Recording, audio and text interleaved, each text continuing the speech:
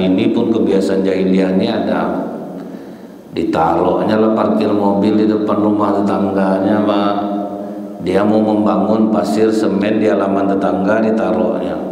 Menjemur baju di pagar tetangga, rumah sempit pelihara ayam, orang habis ngepel ayamnya di teras orang, habis lah dikutuk-kutuk orang ayam itu jadinya. Makanya pas dia makan ayam tuh sakit perutnya, Pak, karena ayam tuh habis kena kutuk-kutuk sama orang.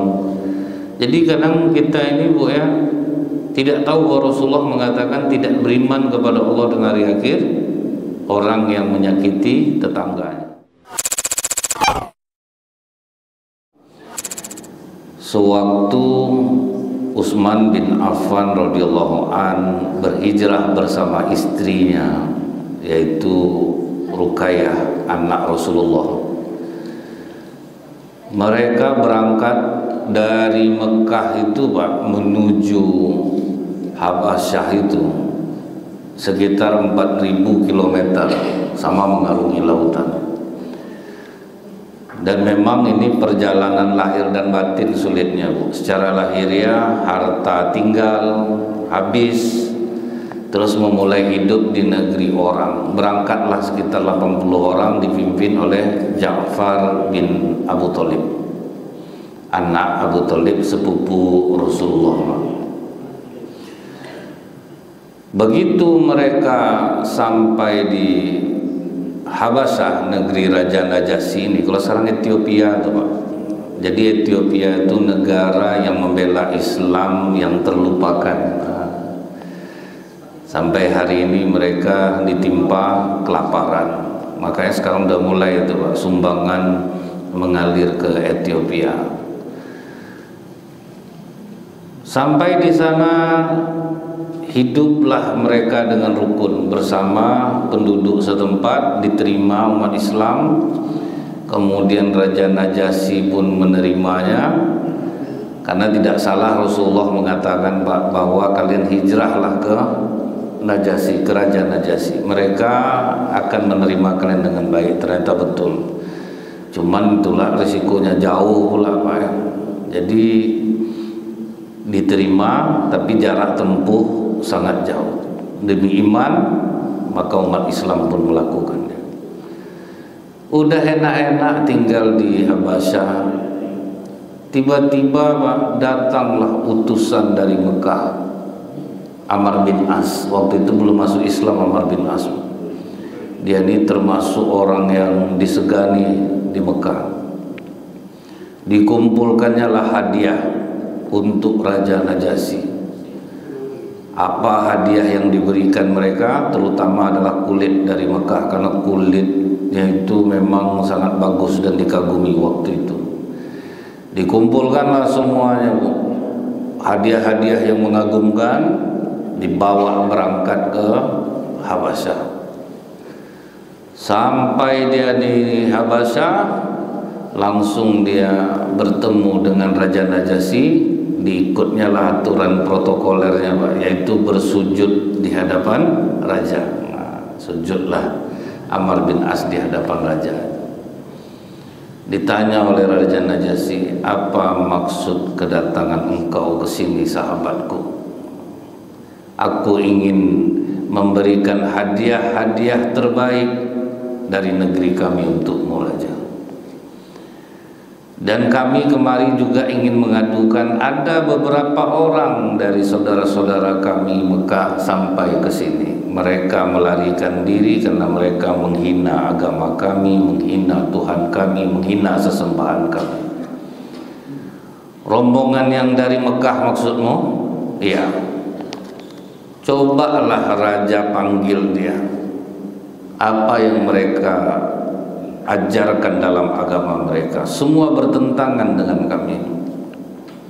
Makanya kami kemari berharap supaya raja memberikan mereka kepada kami.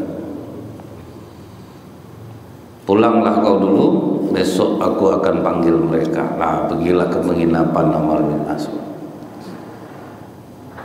Berundinglah umat Islam waktu itu. Aduh, gawat nih. Sempat kita dikasih oleh Raja Najasyi ke mereka, maka kita akan disiksa sampai di Mekah.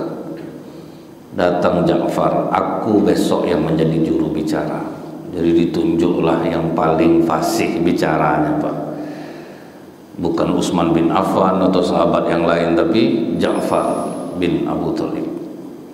Jadi kita ini ada yang pintar ngomong, nah dia bisa maju untuk bicara. Kadang Pak, kalau tidak pandai ngomong tuh Pak ya, setinggi apapun titel bisa Rabbana Atina aja yang diucapkan ya kadang Pak. Saya pernah tuh Pak dengar khatib ceramah Rabbana Atina aja dibahasnya Pak, tuh balik-balik ke atas. Kalau titel tinggi, tapi itulah kita tuh diberikan Allah kelebihan masing-masing. Mungkin kurang di sini, lebih di sini. Nah, lebih kita tuh yang kita cari. Nah, begitu Ja'far bin Abu Thalib menghadap kepada Raja Najasyi, terjadilah perbincangan apa yang diajarkan oleh agama kalian ini sehingga kalian rela meninggalkan Mekah itu dan dianggap kalian memusuhi orang-orang kampung kalian sendiri.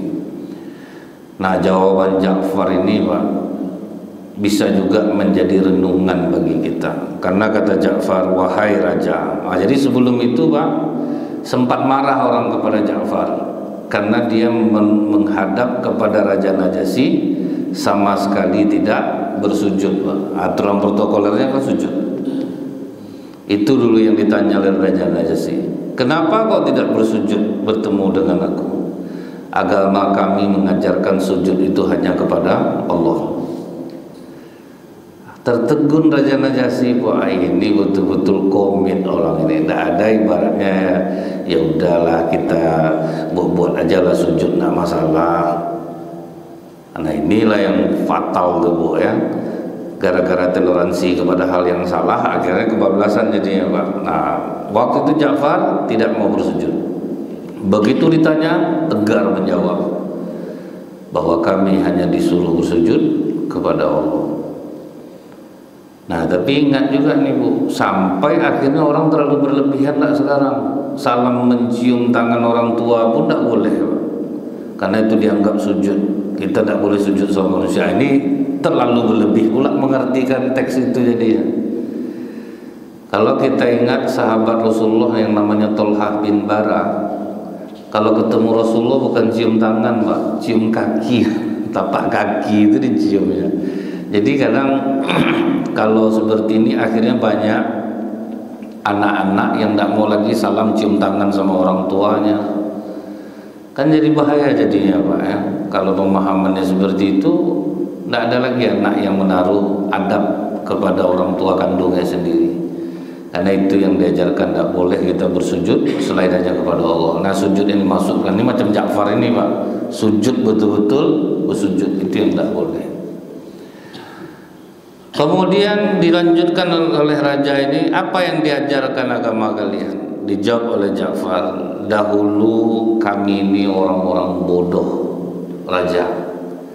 Nah orang bodoh kata sahabat tuh Pak, yang pertama ujub, itu orang yang bodoh, suka membangga-banggakan dirinya sendiri. Itu orang bodoh namanya itu, karena dia sombong.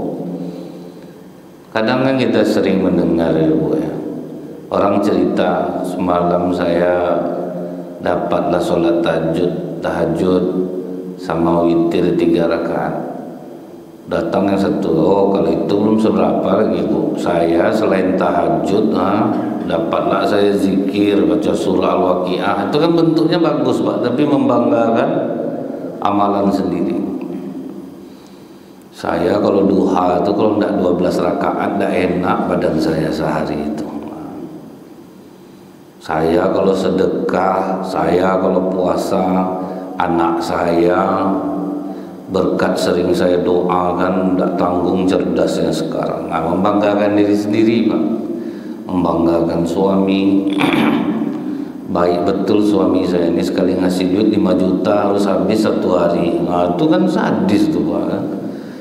Kawan yang tempat dia cerita itu sedang miskin-miskinnya pula Bu, mudah-mudahan terlempar lah agak 50 dengan 5 juta sehari itu kan. Rupa cerita aja Bu.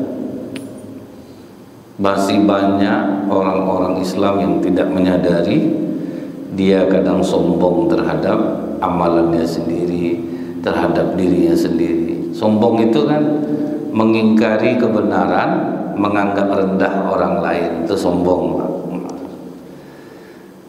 Dan ini bisa menyerang siapa saja.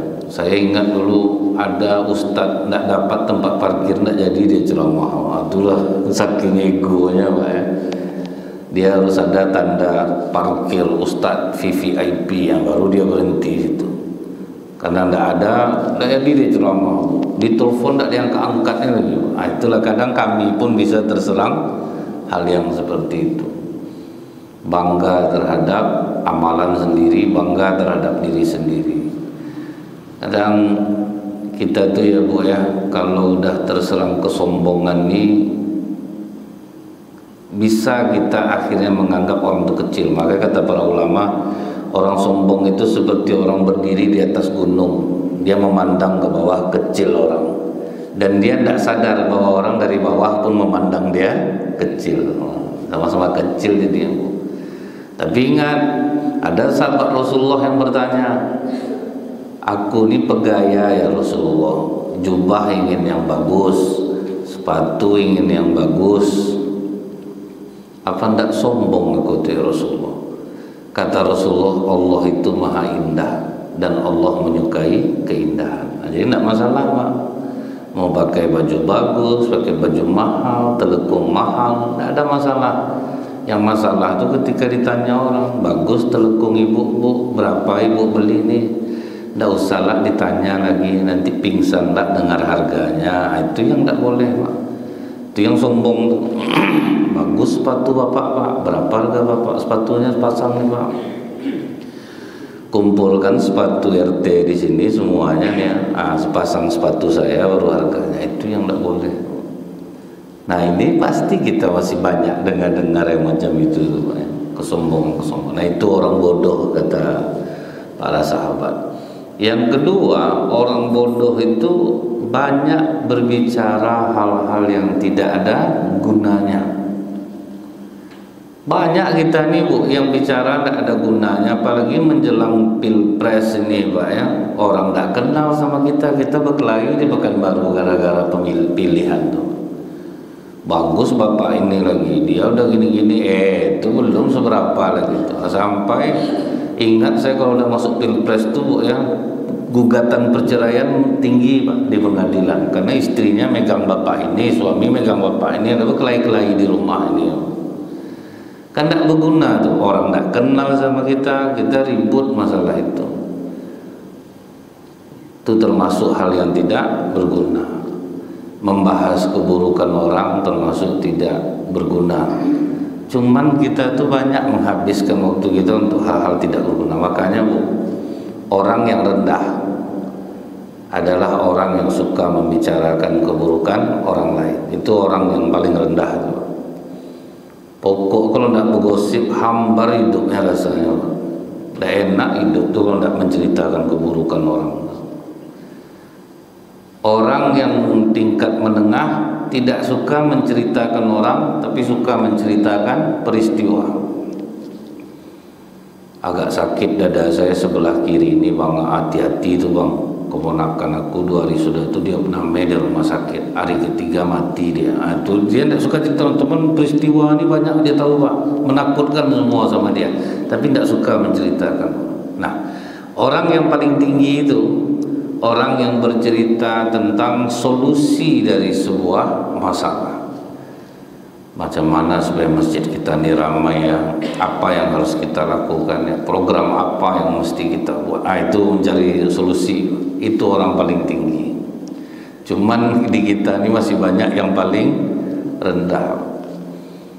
Siapa yang tidak datang itu yang diceritakan. Pokoknya menjadi hobi lah bagi kita. Makanya Indonesia ini negara terkepo nomor 2 di dunia. Itulah sampai dibilang orang kalau ada di acara SEA Games tanding ngadu mulut, Indonesia menang. Indonesia menang. Netizen Indonesia ini ditakuti dunia, bisa tidak makan Presiden Prancis dibuatnya Pak. Walaupun dia pakai bahasa Indonesia nyerang, dia bisa diterjemahkan. Ngeri Bu, netizen Indonesia ini sadis, menakutkan. Nah, jadi ini yang membuat Pak ya, kita itu menjadi lemah secara batin. Karena apabila kita menceritakan keburukan orang, amal kita pindah kepada orang yang kita ceritakan. Nah, itu yang membuat kita lemah secara batin. Itu orang bodoh yang kedua. Orang bodoh yang ketiga itu melarang orang berbuat buruk tapi dia melakukannya. Tuh. Kan kadang kita ini banyak jadi orang tua yang sok suci, Pak. Bapak aja tidak pernah seperti ini dulu. Kalian jahat, kalian minta ampun. Jangan kalian buat kelakuan macam ini, buat malu keluarga. Anaknya penasaran, ditanya lah ke omnya, papaku tuh kayak mana lo? Parah bapakku tuh. Akhirnya tahu Pak, lupa sadis bapaknya dulu, termasuk sampai sekarang. Kadang apa Bu? Kita melihat orang yang berbicara mengenai kebaikan, rajinlah sedekah Bapak Ibu, jangan takut miskin. Kadang kami yang ngomong saja takut sedekah Pak. Bukan main lagi kalau soal menyuruh orang terhadap kebaikan ini dahsyat Pak. Datanglah ke masjid, laki-laki sunnah muakkad datang ke masjid, dia tidak berjamaah ke masjid. Saya pernah lu sampai menemui ustadz itu secara pribadi. Ustadz rumah dekat dengan masjid, menyuruh orang ke masjid kuat, tapi tidak pernah mau ke masjid. Ya ke masjid itu kan motivasi aja ustadz, apa yang mau melakukan enggak. Pertanyaan itu, ustadz itu dekat rumah dari masjid. Kata Rasulullah, tetangga-tetangga masjid hendaklah sholatnya di masjid. Tidak ke masjid. Setelah itu ada lagi yang saya tanya, ngapa ustadz tidak ke masjid? Malah saya dengan imamnya. Imam lah disalahkan ya Pak. Dia nak mau ke masjid. Sesuci apa betul ustadz sampai ustadz berani menyangka imam itu salah? Abu Dzar Al-Ghifari radhiyallahu anhu aja bertanya ke Rasulullah, ya Rasulullah, kalau sempat yang jadi imam kami orang munafik, apakah kami sah jadi makmum di belakang? Kata Rasulullah, sah. Urusan munafik dia itu urusan dia sama Allah, selama dia tidak memperlihatkan kemunafikannya. Itu jadi tidak hak kita mencari-cari tahu keburukan imam misalnya gitu. Pokoknya dia tidak memperlihatkannya. Masalah urusan fasik dia itu dengan Allah itu urusan dia. Kecuali dia menggembar-gemborkan keburukannya, sering dia bercerita kelakuan dia yang buruk-buruk, itu ya mungkin harus jadikan imam. Tapi selama dia sembunyikan, kita tidak tahu, kita janganlah mencari tahu. Masih sah dia jadi imam.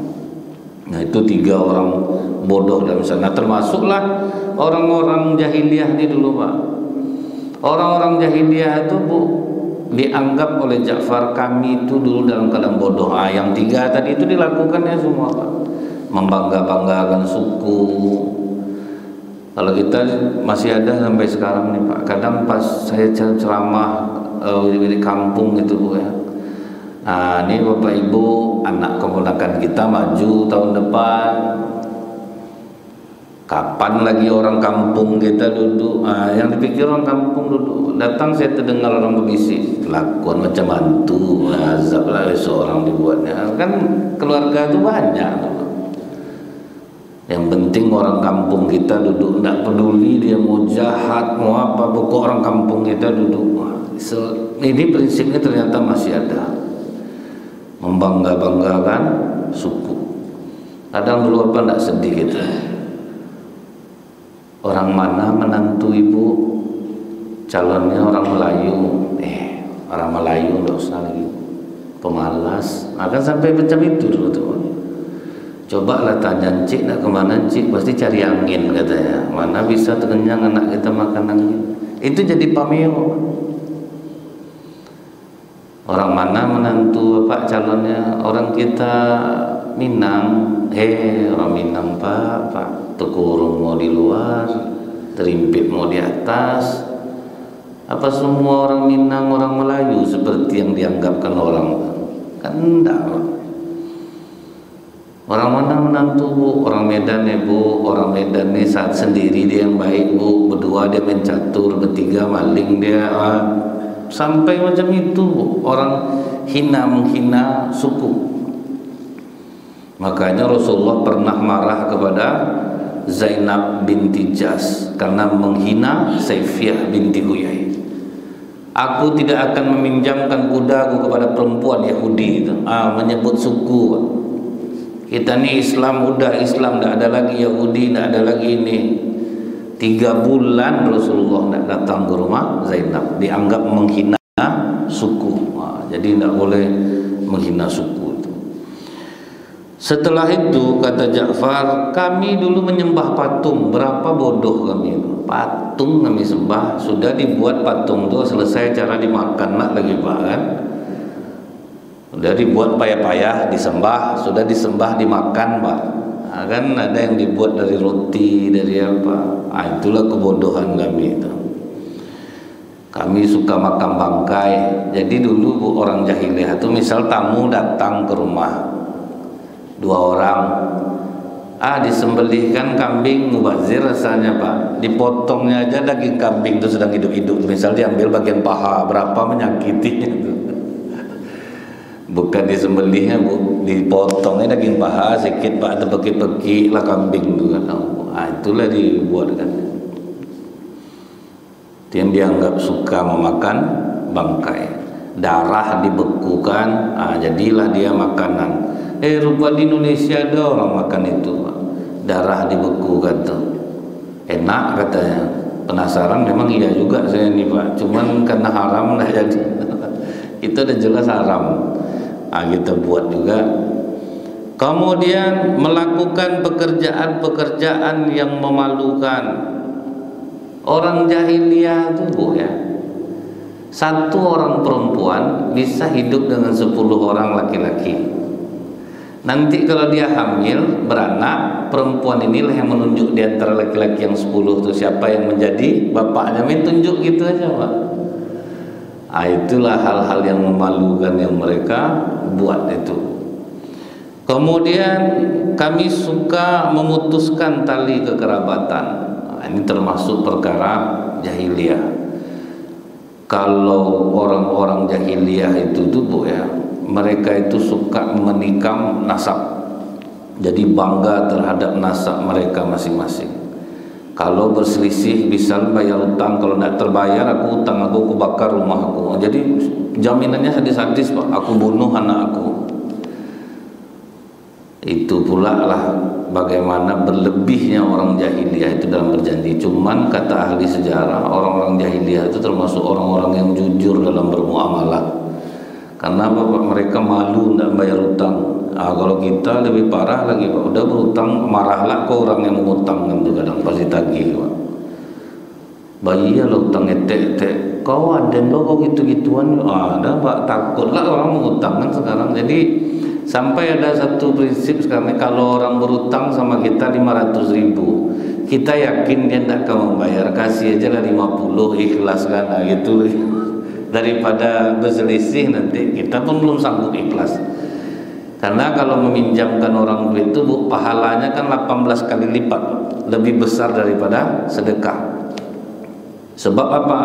Orang yang meminta-minta belum tentu dia butuh. Kita sedekahkan ke orang, belum tentu dia butuh Pak. Tapi kalau orang meminjam, dia tidak akan berutang kalau dia tidak kepepet kebutuhan. Makanya pahalanya besar 18 kali lipat itu karena apa Pak? Siap-siap tidak dibayar. Itu yang membuat pahalanya lebih besar. Saya pernah kasih tahu sama ibu-ibu lu, ikhlaskan Bu, 18 kali lipat. Kalau 1 juta 2 juta enggak masalah Ustaz, ini 300 juta terdiam juga saya Pak. Kalau sebanyak itu susah juga Pak kan. Nah kemudian tali silaturahim ini Bu ya, sampai sekarang masih banyak orang yang bermusuhan Pak. Itu kebiasaan orang jahiliyah. Saya nengok hukuman nyata Bu ya. Ada seorang istri yang sangat membenci suaminya setelah suaminya tidak punya pekerjaan, udah berumur lah Pak. Sampai tidak boleh sama dia suaminya itu tinggal di rumah itu. Akhirnya suaminya numpanglah sama anak menantunya. Dan tidak jauh rumahnya dari anak menantunya itu. Sampai waktu suaminya meninggal tidak boleh di rumah itu, Pak. Betul-betul benci betul. Padahal tidak ada buat kelakuan suaminya nih. Apa hadiah dari Allah untuk ibu ini? Dipanjangkan umurnya sampai dah lumpuh, Pak. Anak mau mati, terkencing di mana-mana, buang air besar di mana-mana. Sholat ini dulu paling rajin, Pak. Jadi itu kadang Bu herannya, orang-orang rajin sholat ini ternyata tidak juga dia bisa mengamalkan hal-hal yang sangat penting dalam Islam ini gitu. Itu yang disayangkan kadang, Pak. Tidak bisa dia mengamalkannya. Kalau sempatlah diamalkan itu, Pak, sholat itu didengar ceramah berat tidak berat udah coba amalkan, begitu terasa keajaibannya itu bertambah keimanan jadinya, Pak, kan? Karena kita semua ini kan rentan sukanya kepada hal yang buruk-buruk. Bayangkanlah kita dihina keluarga kita tuh, kita harus sayanglah sama dia, kan berat tuh, Pak. Dia dulu menghina kita, direndahkannya kita, begitu kita kaya dia susah. Kalau dalam Islam harus kita bantu tuh, Pak. Kita maunya apa, Bu? Matilah kau, itulah kau gitu kan juga aku dulu rasakan sama kau, itu kita masih mau. Islam ini datang, Bu, tidak ada orang jahat sama kita, susah dia, kita mesti baik sama dia. Itu Islam tuh, Pak. Kemudian kata Ja'far, kami suka berlaku buruk dengan tetangga. Sampai hari ini pun kebiasaan jahiliyah ini ada. Ditaruhnya lah parkir mobil di depan rumah tetangganya, Pak. Dia mau membangun pasir semen di halaman tetangga, ditaruhnya. Menjemur baju di pagar tetangga. Rumah sempit, pelihara ayam, orang habis ngepel ayamnya di teras orang, habis lah dikutuk-kutuk orang ayam itu jadinya. Makanya pas dia makan ayam tuh sakit perutnya, Pak, karena ayam tuh habis kena kutuk-kutuk sama orang. Jadi kadang kita ini, Bu, ya, tidak tahu bahwa Rasulullah mengatakan tidak beriman kepada Allah dan hari akhir orang yang menyakiti tetangganya, tidak dianggap beriman loh, Pak, kepada Allah dan hari akhir. Walaupun kadang, Bu, ya, saya misalnya gini nih, dulu kan saya kemarin tidak tahu saya ada parkir sini, mau saya parkir di depan tuh, Pak, daripada nanti masuk mengganggu orang. Rupanya udah beli tanah di sini, bisa lah parkir di sini. Macam dapat di Ikhlas Ahmad Dahlan tuh, mau saya jalan jauh tuh, Pak. Karena itu toko orang banyak, walaupun saya mau ceramah, tidak mungkin saya harus menutup toko orang, Pak. Parkir mobil saya numpang ya. Kita terus berpikir orang jualan masalahnya, Pak. Gara-gara mobil kita nggak masuk orang, jadi aturan orang mau singgah nggak, dia kan menghalang rezeki orang dia. Jadi kadang kita tuh harus kuat dirasa nih, Bu, di kayak mana nih kalau ini dilakukan apalah perasaan orang itu betul-betul dipikir-pikir betul tuh, Bu. Nah, jadi kalau orang-orang mulai dia memuliakan tetangganya, ingat saya cerita Imam Abu Hanifah, dia bersebelahan dengan preman tuh. Kadang terganggu dia ngaji, kadang terganggu dia sholat tahajud malam, Bu. Dia nyanyi-nyanyi di sebelah, mabuk-mabuk. Tapi tidak pernah sama sekali Imam Abu Hanifah menegur dia, Pak. Paling Ibu Abu Hanifah dengan doa, karena dia tahu tetangganya harus dimuliakan siapapun dia. Jadi dia berdoa aja. Beberapa hari kemudian senyap tengah malam, Pak. Tidak ada lagi suara orang nyanyi. Risaulah hati Imam Abu Hanifah. Tumben tetangga aku tidak ribut nih. Biasa ribut. Besoknya ditanya Imam Abu Hanifah habis sholat subuh, tetangga saya kemana? Langsung prihatin, Pak. Rupa ditangkap pihak keamanan tetangganya. Bukan karena laporan Imam Abu Hanifah. Begitu tertangkap, datang Imam Abu Hanifah ke penjara, ngomong sama petugasnya, ini tetangga saya, biarlah saya yang mendidik dia kalau dia salah. Teleponlah gubernur dulu, Pak Imam. Telepon gubernur, ica-ica ini, Pak, ya, menelpon lah, dihubungi lah gubernur ini. Begitu dihubungi, kata gubernur, kalau memang tetangga Imam Abu Hanifah, ya udah lepaskan aja. Dilepaskan, Imam Abu Hanifah lah yang menggonceng dia di atas kuda, Pak. Di situ yang membuat tetangganya tuh sadar jadi, selama ini aku menganggap ustadz ini cuek-cuek aja sama aku, rupa pas ada kejadian dia pula yang turun. Akhirnya sadar tetangganya. Karena memang ujian kita itu kadang dari sisi manusia itu tetangga, Pak. Itu yang sering jadi ujian itu. Ada yang saya lihat di tayangan, di tiap hari dia menyiramkan kencing ke rumah tetangga itu non-stop, Pak. Kencing dikumpulkannya disiram rumah tetangga. Kadang-kadang kita berpikir juga, Bu, ya, kenapa orang berbuat sejahat itu? Takutnya gini, dia sedang susah, kita berrezeki tapi tidak terlempar agak sedikit, Pak. Rasulullah aja menganjurkan, Bu, kadang kita menarik orang kepada kebaikan dengan uang. Bisa dengan duit kita buat kebaikan nih. Contohnya sultan yang di Bojongkoneng itu, Pak, kan 2 RT berangkat umroh, Pak, gratis dari dia. Itu siapa yang mau menyakiti dia? Dijaga orang rumahnya mungkin tuh, Pak, kan? Ini kadang kita ini gitu pula, apa nak jahat tetangga sama kita. Dia nampak kita berlebih berduit tapi tidak terlempar agak sedikit rezeki itu ke tetangga. Nah, ini kebiasaan orang jahil, ya, jahat kepada tetangga. Kemudian kami ini yang kuat suka menekan orang yang lemah. Jadi siapa yang lemah kami tindas. Tapi hebat sekarang nih pemerintah Indonesia ini, Bu, ya. Ini kasus yang baru-baru yang di ruko yang di Pluit namanya, Pak. Habis tanah jalan tuh diambilnya ada yang 7 meter, ada yang 8 meter. RT-nya berjuang, Bu, RT masyarakat di situ. Pokoknya dia sendiri, Pak, ini udah saluran air, ini mesti dibongkar. Bertahun-tahun, Bu, azab RT itu dilawan oleh orang ruko, Pak. Tidak diacuhkan, tapi dia tetap berjuang, Bu. Rupanya viral, Pak. Keluar di TikTok, keluar di YouTube perjuangan RT ini. Wah, baru turun pemerintah. Kadang kan tidak ada laporan atau ditutup, itu yang susahnya tuh, Pak. Kalau udah di media siapa yang mau nutup? Tidak ada yang menutup, Pak. Terbuka semuanya. Sampai rela orang ruko itu membayar masa untuk mendemo RT ini, Pak.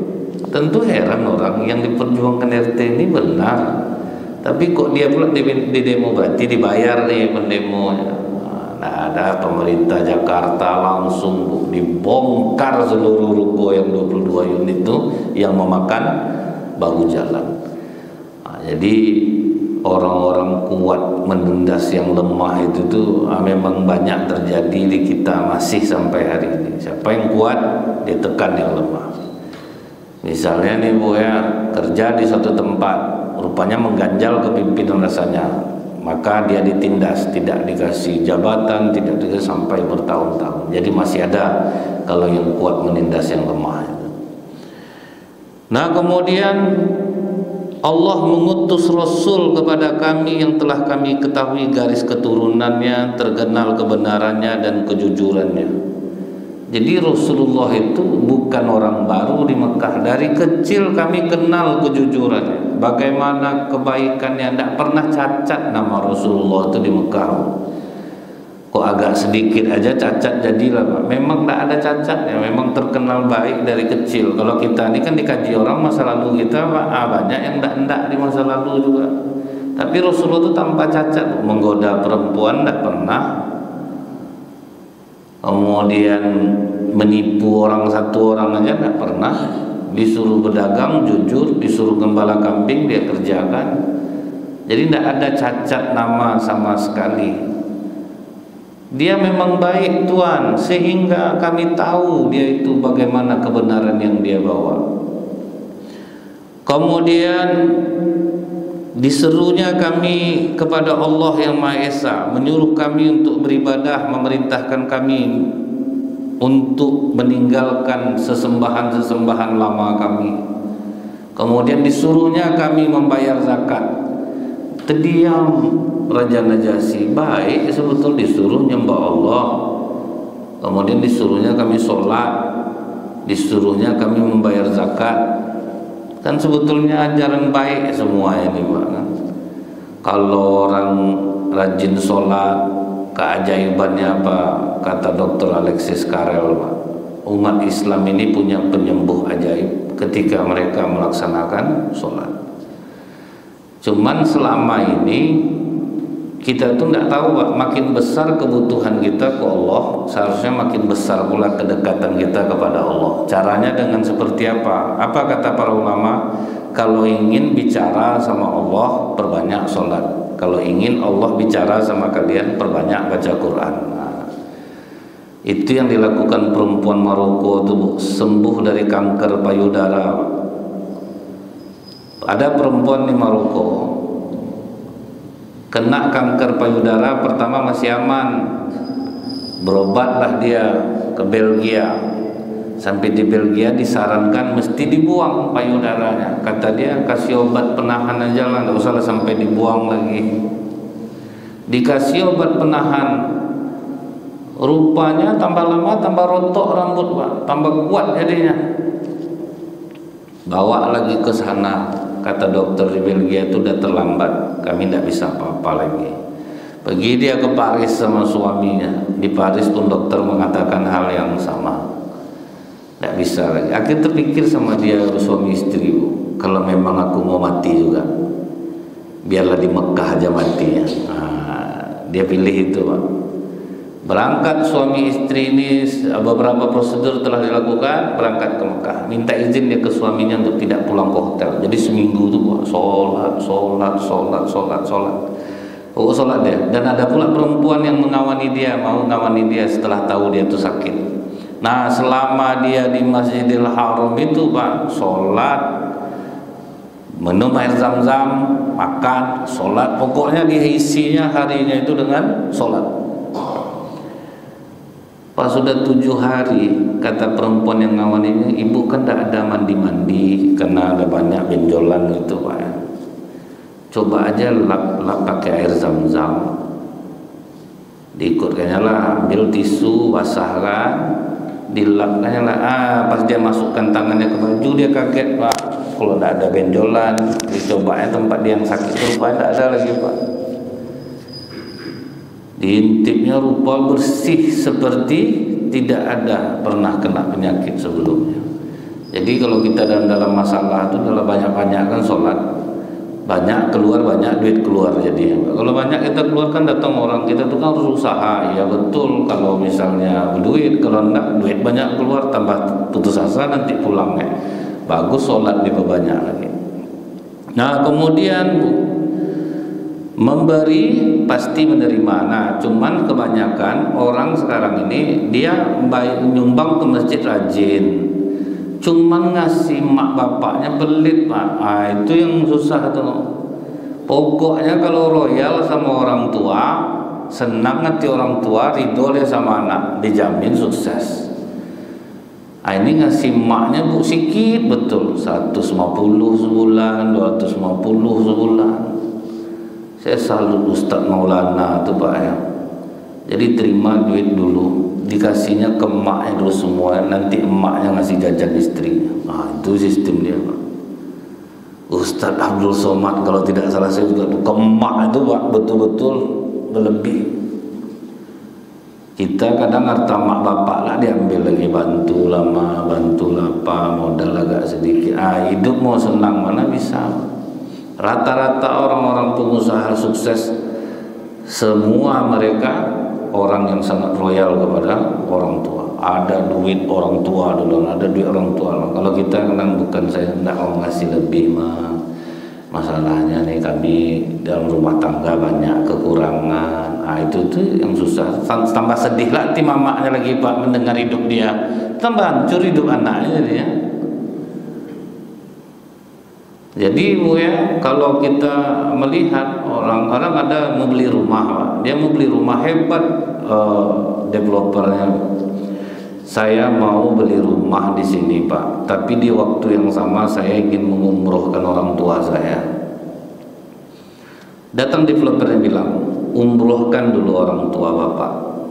Bapak kalahkan keinginan pribadi Bapak. Duit itu umrohkan orang tua. Dia niat seperti itu, beberapa bulan kemudian berezeki dia Pak. Akhirnya rumah diambilnya, orang tua diumrohkannya. Jadi rupanya yang beli rumah di sana itu ada undian door prize, hadiah. Pas hadiah dialah dapat hadiah utamanya Pak, sama sebesar memberangkatkan umroh emaknya Pak. Jadi berapa dapatnya, jadi rumah dapat, duit dapat, berbakti sama orang tua dapat, orang tua pun pergi ke Mekah dapat. Nah, kelemahan orang sekarang ini itulah Bu, dia banyak hanya untuk diri pribadinya, emaknya tidak disenangkannya. Kalau sempatlah anak-anak sekarang ini dapat duit nih emak dulu, bapak dulu, mungkin aman itu orang. Tapi rata-rata ndak cerita ke rumah orang tua, cerita sedih ya Pak, ada duit dapat kemarin mah itulah. Anak masuklah sekolah, ada mengiba-iba Pak, apa ndak tambah sedih hati mama, tambah payah hidupnya. Sedih orang tua kan tambah payah hidup anak mah. Tapi datang ke rumah orang tua, nih mah, ini duit. Macam orang bahagia tuh, bahagialah hati maknya, ridho maknya, itu yang membuat naik ekonomi itu jadinya. Jadi apa-apa itu memang orang tua itulah segala-galanya. Karena doa orang tua itu tanpa dinding sampai kepada Allah. Saya cerita sama pengusaha di Pekanbaru dia lah. Sekolah mereka tidak tinggi-tinggi Pak, tapi kok bisa ya punya usaha besar-besar tuh. Bahkan anaknya sampai kuliah di mana-mana. Prinsip mereka apa Bu? Pinta orang tua tuh, pinta kehendak berlaku, pinta diberi. Nah, itu prinsip mereka. Ada emaknya Bu udah 90 tahun umurnya, minta belikan mobil Valpire Pak, di atas Alphard lagi itu Pak, dibelikannya Bu. Ini emaknya minta beli TV, belikanlah TV mama. Nah, mama ini jangan dunia-dunia juga yang mama pikirkan. Orang udah tua-tua ini rajin-rajinlah ke masjid, berzikir, berdoa kepada Allah, padahal pelit. Itulah yang banyak.